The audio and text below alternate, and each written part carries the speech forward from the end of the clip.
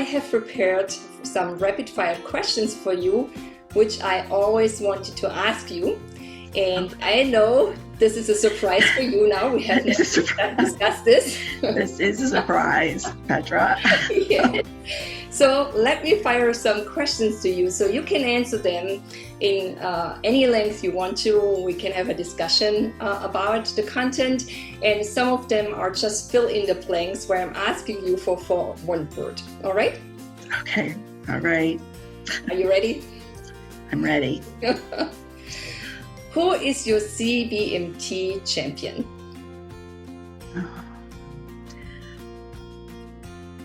My Cbmt champion.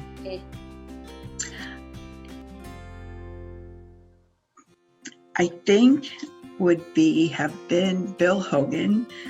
Bill was the vice president of AMP, which was our former testing firm. AMP has now been bought by PSI, but AMP was our testing firm since back in 1990. And my first NCCA meeting was in 1993, and Bill had just started with PSI. But he was so invested in helping Cbmt develop its new programs, be on the cutting edge.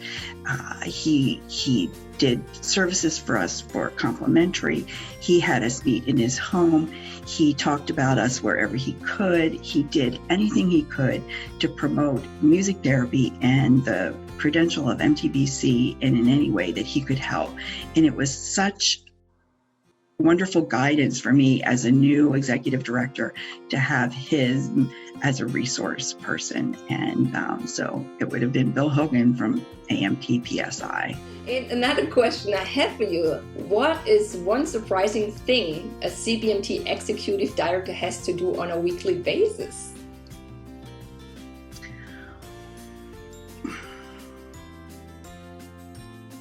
Monitor all the test results and monitor all the financials to be sure that we're staying on track financially and that we're able to fund the services that we want to in order to assist with the to assist certificates to practice in the most competent and meaningful way that they can, to provide more services really for all. So that's our mission, and we work to affect that daily.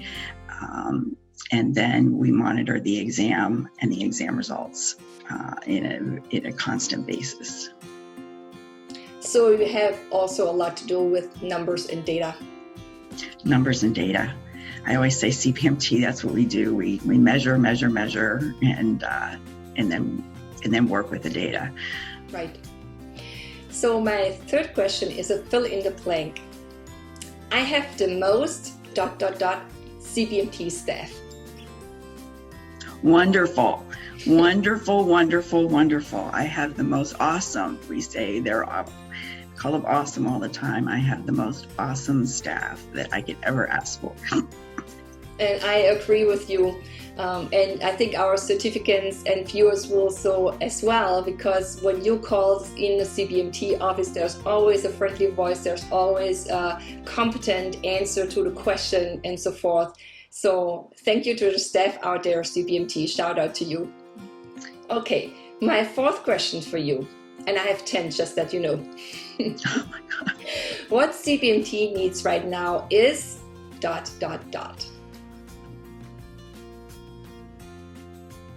Leadership in technology, where we are fighting to get there, and we're working really hard to update the website, provide videos. We're on the way, but the more you do, the more you realize that you can do, or should have done, or could do. The database could use some tweaking. And so technology, I think, is in ways to administer the exam that it's most available to as many people as possible without restriction, because this COVID has taught us a lot in exam administration limitations, and I think that all is related to technology as well. Right. I think we will pick this up this week at the Cbmt board meeting. And on this note, our digital badge, I'm so proud of this, Joy, that this went out there, and that goes along with the technology. And I think it will be a keystone for our profession when we can actually demonstrate our competencies digitally to people so that everyone can see it, because nobody sees my office wall anymore where my CBMT exam document hangs. Right. And on LinkedIn, everyone will see it. Right. It has been seen. I think the reports that we've gotten so far, that over 7,000 people have viewed someone's digital badge already, and they've barely been out there 2 weeks. I think it's a great opportunity for music therapists to advertise and to share their accomplishment. And also within that program and within that badging program are things for the certificant to use, such as a job search. There are 150 jobs posted in that program right now for those with the skills that we list there as the skills of a music therapist.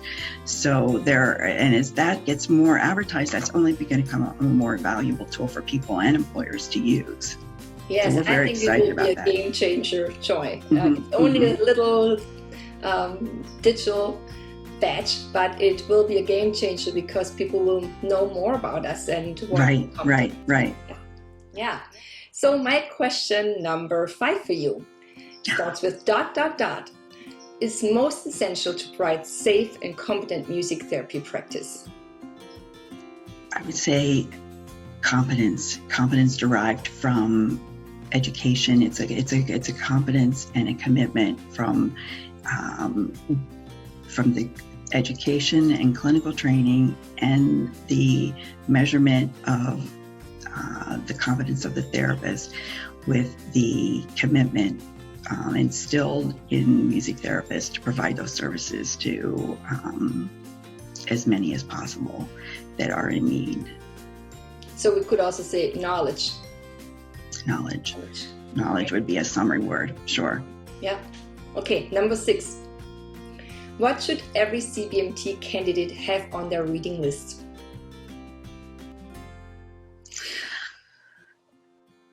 Oh, that's a great question. That's a great question. We hear so many recommendations that I hate to single out one. Maybe you could refer to the reading list on the CBMT website. That would be a recommendation. We're in the process of updating that, as well as we've completed the 2 new SAEs that will be posted on.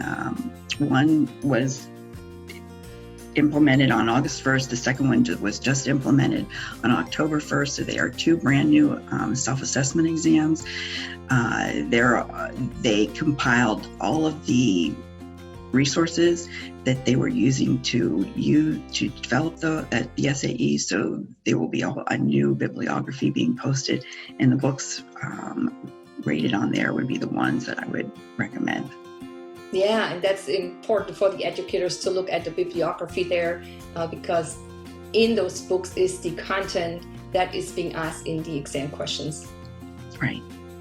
Okay, my question number 7 for you, Joy.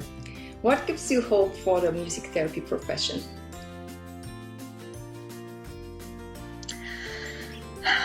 Petra, you're getting too emotional. No, that was an important question. I don't know if anyone is going to ask you that, Joy. And as I said, since my term ends, I want to have some of those questions preserved, or answers preserved. All these young music therapists that we meet and we deal with on a regular basis. I think getting out to the regional conferences has been one of the most exciting things for us. Why we didn't do it sooner, I will never know. I mean, we kept thinking that we couldn't afford it. And if we didn't go to all of them, we couldn't go to any of them. But getting out to the regional conferences and meeting more and more of the therapists and more of these young students that are so committed and so energized by the profession they give you hope. Me too. Gives me that hope. Yeah, and I also think, Joy, what's always beautiful is that many of the students, the graduates, they actually know now. They're not done with graduating. They want to be an MTBC, and they carry that credential with pride, knowing that it demonstrates their competencies and safe practices. And so that makes me also proud of serving on CBMT as a board of director. Right, right. Okay, question number 8. Don't tear up now. Yeah. If you leave a message for the 2030 CBMT Executive Director, what would it say?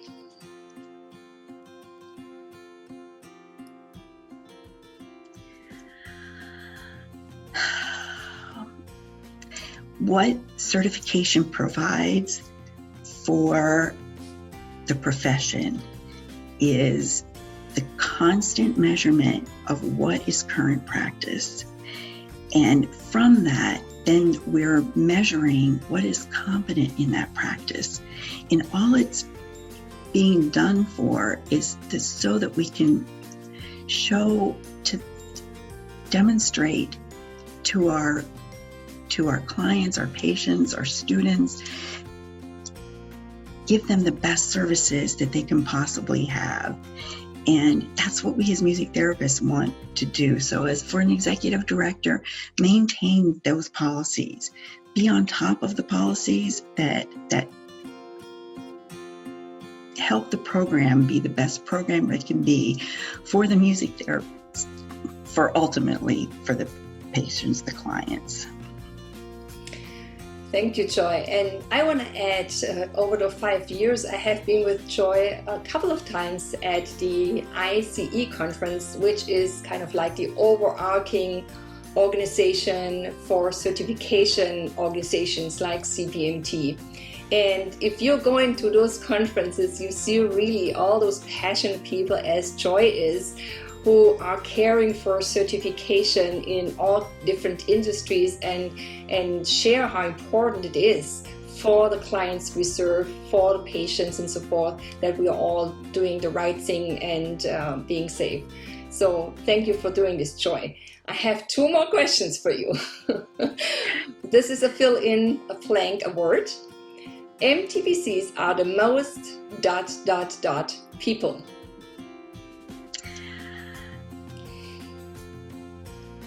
Creative and passionate. MTBCs are passionate. They're passionate about what they do and about everything that they share. I'm impressed with their passion and creativity.